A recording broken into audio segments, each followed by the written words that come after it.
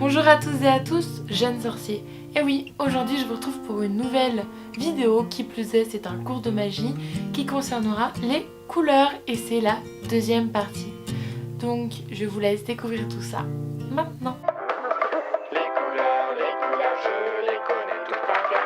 Les couleurs, chantons les vainqueurs. La première couleur dont nous allons parler aujourd'hui, c'est le brun, ou sheiru en japonais.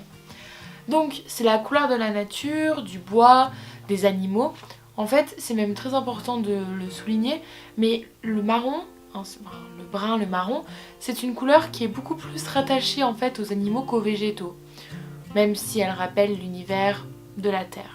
En plus de ça, comme je l'ai dit, c'est la couleur du bois, donc cela fait souvent référence aux grandes forêts, aux grandes étendues sauvages. Donc le marron en fait c'est une couleur plutôt neutre qui est utilisée par exemple dans les rituels de bannissement. Enfin des petits et légers bannissements je veux dire, quand c'est lorsqu'on veut qu'une personne s'éloigne de notre vie mais qu'on ne veut pas obligatoirement la faire disparaître de nos horizons. Donc après pour ce qui en est des pierres, il n'y a pas énormément de pierres brunes en fait, mais vous pouvez quand même toujours utiliser donc l'œil de tigre ou encore du bois pétrifié. La seconde couleur c'est le violet ou murasaki. Donc le violet ou le pourpre ou même encore l'indigo est une couleur très importante puisqu'elle symbolise le troisième œil lorsque l'on parle de chakra par exemple. Donc c'est une couleur qui est liée à la spiritualité, mais c'est aussi une couleur qui est liée aux personnes importantes ainsi qu'au pouvoir et bien sûr aux sciences occultes.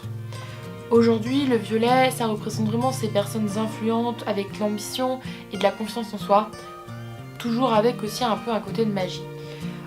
Donc c'est une couleur qui est rattachée au mercredi ainsi qu'aux gémeaux et aux vierges, sans oublier qu'elle est aussi rattachée à la planète Mercure. Pour les pierres, vous pouvez utiliser l'améthyste ou encore la fluorite. L'or ou kin. L'or en fait c'est la couleur principale du soleil, je vous apprends rien, mais c'est aussi la couleur qui est rattachée aux dieux. Mais aussi à tout ce qui est divin. Quand je dis Dieu, je parle exclusivement des dieux hommes, ainsi que en fait à tous les attributs masculins. L'or, c'est une couleur qui avec le temps a évolué, qui maintenant est aussi synonyme de prospérité, fortune, richesse. On peut par exemple peindre en or des petits objets ou ainsi qu'une tirelire par exemple pour espérer apporter la prospérité. L'or c'est aussi une couleur qui est rattachée au jour du dimanche et au signe astrologique des lions. Alors pour ce qui est des pierres, il n'existe pas vraiment en fait de pierres dorées. Mais vous pouvez très bien utiliser un petit morceau d'or ou encore un bijou. Quatrième couleur, l'argent ou aire. Donc l'argent c'est le pendant féminin en fait de l'or. Donc si vous avez tout suivi, c'est la représentation de tous les attributs divins concernant uniquement les déesses, ainsi que tous les attributs féminins.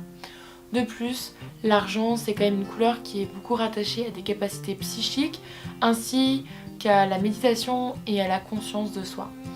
Il est même d'ailleurs conseillé pour augmenter vos pouvoirs psychiques ou alors vous aider à la méditation de porter un objet en argent. La couleur de l'argent est rattachée au jour du lundi, donc à la lune et au signe des cancers. Pour ce qui est des pierres, alors les pierres en argent sont plutôt rares, mais vous pouvez quand même essayer d'utiliser des perles ou encore des galines ou encore des hématites polies. La cinquième couleur, c'est le noir, kuroi. Le noir, c'est quand même une couleur très importante puisqu'elle est rattachée depuis très longtemps à la souffrance, aux épreuves. En fait, elle représente la face sombre de la vie. Et elle représente aussi tout simplement le mal. Alors, le noir, c'est une couleur de bannissement, bien évidemment, mais paradoxalement, c'est aussi une couleur de protection. En fait, le noir est rattaché au samedi et donc au dieu Saturne. Et Saturne, en fait, est le dieu protecteur du foyer. Paradoxe. Les signes astrologiques qui sont rattachés à cette couleur, en fait, c'est les Verseaux et les Capricornes. Et bien sûr, maintenant, les pierres.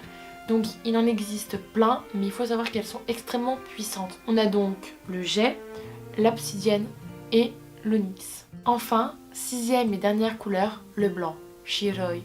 Le blanc, c'est l'absence de couleur, là où le noir, lui, est le mélange de toutes ces couleurs. Ainsi, le blanc est la forme la plus pure des déesses. C'est aussi la synonyme, le symbolique de l'enfance, de l'innocence, de la pureté et de l'amour éthéré. C'est aussi lié à toutes les questions de spiritualité et encore de vérité, de sincérité. Donc, il y a des pierres blanches évidemment, mais les pierres translucides marchent aussi. Et alors là, on a toute une panoplie, que ce soit le quartz, que ce soit le diamant, que ce soit le topaze blanc, que ce soit encore la sélénite ou la calcite.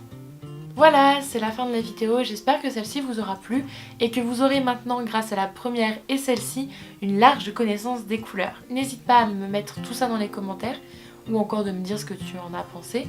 Moi, je serais ravie de les lire et je vous dis à très bientôt pour une nouvelle vidéo. Bye.